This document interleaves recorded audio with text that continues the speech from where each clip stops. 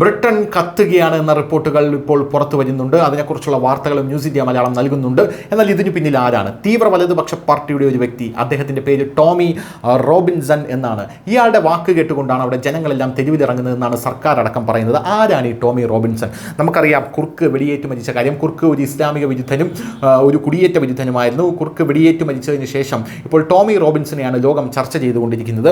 ലണ്ടനിലെ തെരുവുകളിൽ ഒരു വലിയ ജനക്കൂട്ടം തടിച്ചുകൂടി. വലതുപക്ഷ പ്രതിഷേധക്കാരുടെ കൈകളിൽ പ്രക്കാർഡുകളും ചുണ്ടുകളിൽ സർക്കാർ വിരുദ്ധ മുദ്രാവാക്യങ്ങളുമാണ് അവർ വിളിച്ചുകൊണ്ടിരിക്കുന്നത്. ചിലർ യൂണിയൻ പതാകകളുമായി എത്തിയിട്ടുണ്ട്. മറ്റു ചിലർ ചുവപ്പും വെള്ളയും നിറങ്ങളിലുമുള്ള സെന്റ് ജോർജ് കുരിശിന്റെ പതാകകളുമായിട്ടും എത്തിയിട്ടുണ്ട്. മധ്യ ലണ്ടനിൽ നടന്ന കുടിയേറ്റ വിരുദ്ധ മാർച്ചിന് കീഴിൽ ഈ ആളുകൾ ഒന്നിച്ചു.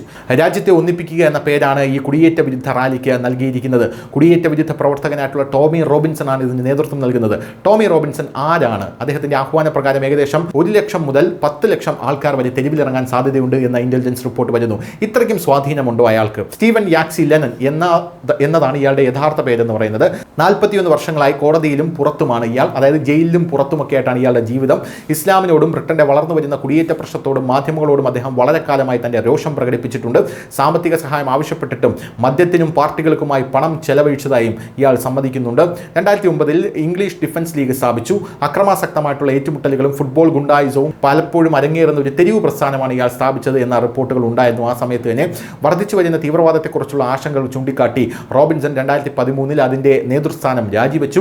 എന്നിരുന്നാലും ഒരു ആക്ടിവിസ്റ്റും ഓൺലൈൻ പ്രചാരകനുമായി അയാൾ തുടർന്നു.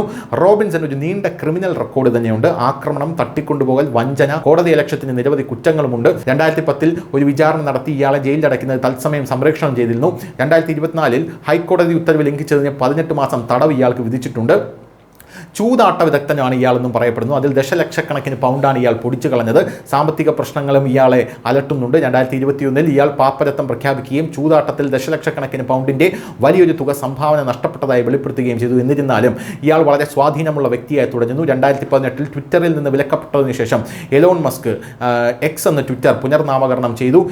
അത് ഏറ്റെടുത്ത ശേഷം ഇയാൾ സോഷ്യൽ മീഡിയ പ്ലാറ്റ്ഫോമിൽ വീണ്ടും സജീവമായി.